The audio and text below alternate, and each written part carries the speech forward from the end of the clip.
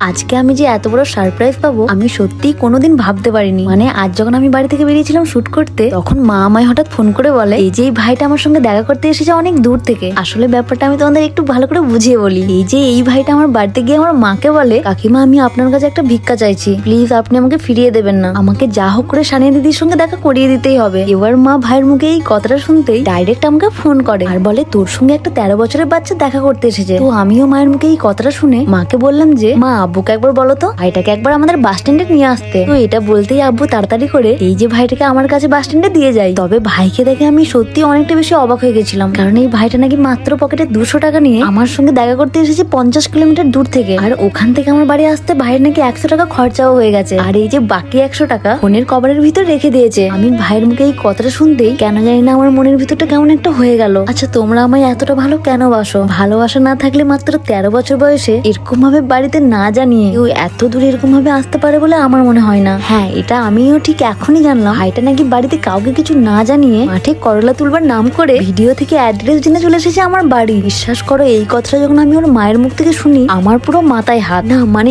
এরকম ভাবে কি আসে দেখা করতে? বাড়িতে না জানিয়ে এরকম ভাবে কখনোই কারোর সঙ্গে দেখা করতে যাওয়াটা একদমই উচিত নয়, তাও আবার এতটা কম বয়সে। আর এতক্ষণ পর্যন্ত তাও তো সবকিছু ঠিক ছিল, কিন্তু তারপর দেখি হঠাৎ করে ভাইটা বলে উঠে দিদি আমি এখানে চলে তো এসেছি, কিন্তু বাড়ি কি করে যাবো কিছুই বুঝে উঠতে পারছি না। বিশ্বাস করো ভাইয়ের মুখে এই কথাটা শুনতেই আমি এতটা চিন্তার মধ্যে পড়ে গেছিলাম যেটা আমি এই মুহূর্তে মুখে বলে বোঝাতে পারবো না। আমি শুধু মনে মনে একটা কথাই ভাবছি, আজ যদি আমার সঙ্গে বাই এনি চান্স দেখা না হতো তাহলে ভাইটা ঠিক বাড়ি ফিরতো কিভাবে? আর এদিকে তো আমি চিন্তায় পাগল হয়ে যাচ্ছি যে ভাইটাকে বাড়ি কিভাবে পৌঁছাবো। আর ভাইয়ের দিকে তাকিয়ে দেখো ভাইয়ের মনে তো কোনো চিন্তাই নেই। নেক্সট টাইম আর এরকম ভাবে আসবে না, ঠিক আছে?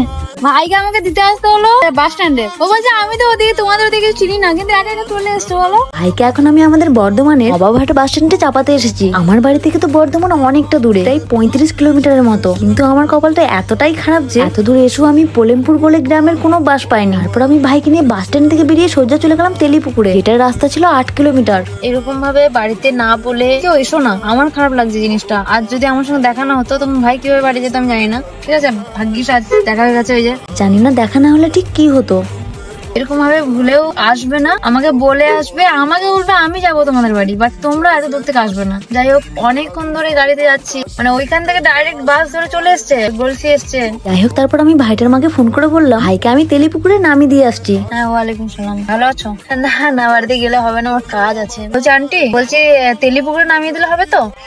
আচ্ছা আসলে তেলিপুকুর থেকে ভাইয়ের বাড়ি মাত্র 4 থেকে 5 কিলোমিটার, তাই ওখান থেকেই ভাইকে টোটো করে চাপিয়ে দিলাম। তবে একটা কথা আমি আবারও বলছি, আমাদের সানিয়াদির সঙ্গে দেখা করতে এরকম ভাবে এত কষ্ট করে বাড়িতে না বলে মায়ের মনে কষ্ট দিয়ে এসো না।